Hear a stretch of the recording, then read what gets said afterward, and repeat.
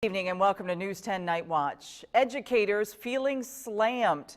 It's a familiar theme, especially for schools in Illinois. We've told you several stories of budget and funding concerns. Well, new federal regulations aren't making things easier. In tonight's Education Watch 10, News 10's Rondrell Moore explains how one local district is balancing it all.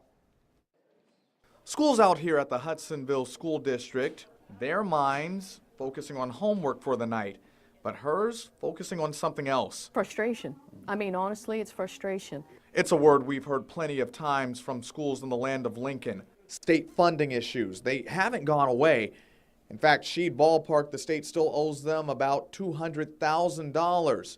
But now something new to have her focus.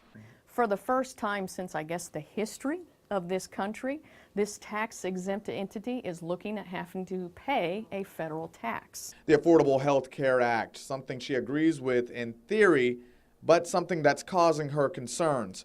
You see, any entity, including a school that employs, will have to supply employees with a federally mandated amount of health care.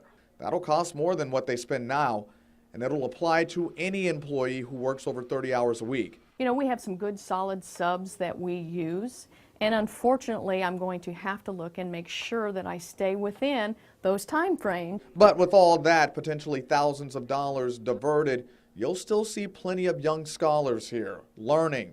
With all that's available, that's because Julia Kramer and the district refused to divert any resource away from the students.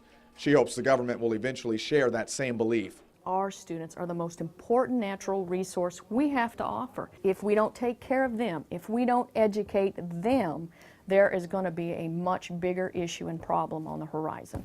In Hudsonville with photojournalist Cody Murphy, Rondrell Moore, News 10.